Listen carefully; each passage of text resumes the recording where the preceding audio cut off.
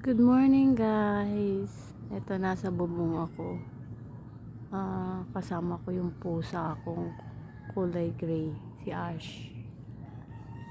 Ito guys, magwawalis ako ng bubong. Ang dami na naman yung dahon. So iwawalis ko yan. Actually yan guys, maganda yan. Yan yung ginagamit ko sa pagtatanim ko. Pag nabubulok na siya. Ito guys, flex ko yung aking pakpako. Grabe guys, ang sarap pala nito guys. Dun sa mga hindi nakakaalam, i-try nyo. Ang sarap niya. Ano lang siya, hindi mo siya lulutuin. As in, fresh na fresh mo siyang kakainin. Lalagyan mo lang siya ng kamatis, sibuyas, red egg. Ayun, grabe. Sobrang sarap na. Panalo na siya guys. Tapos ang kukunin mo lang dito guys, yung pinaka sariwang parte ng dahon niya.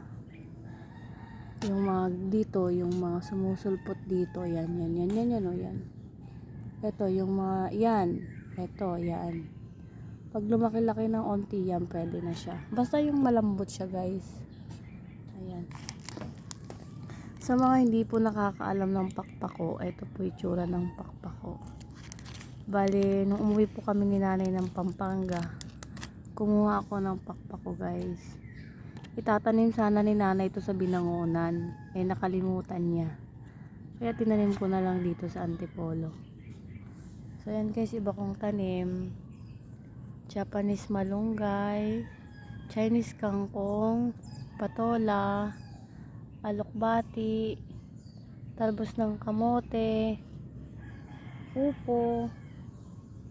Ayan.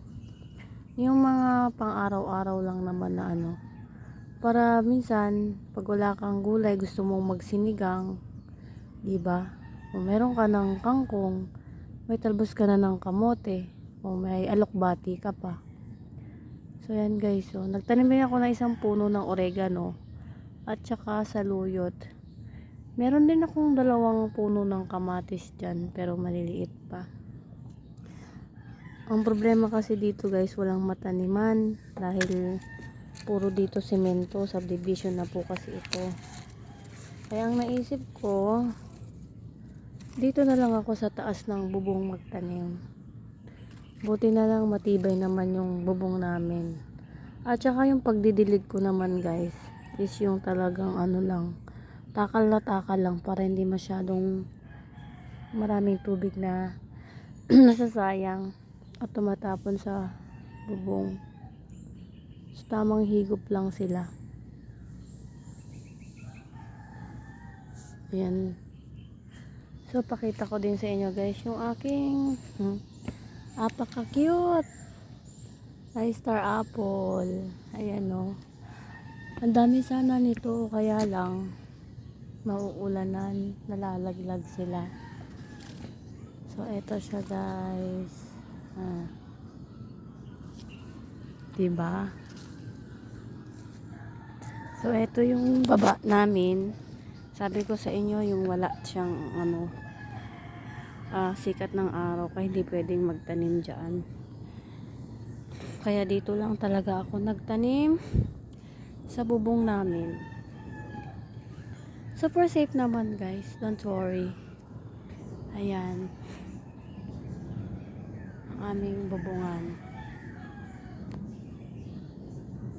Ang lilim na dito guys. Maganda yung hangin, presko. Kaya gustong gusto ko rin ditong tumatambay, lalo sa umaga at sa tanghali.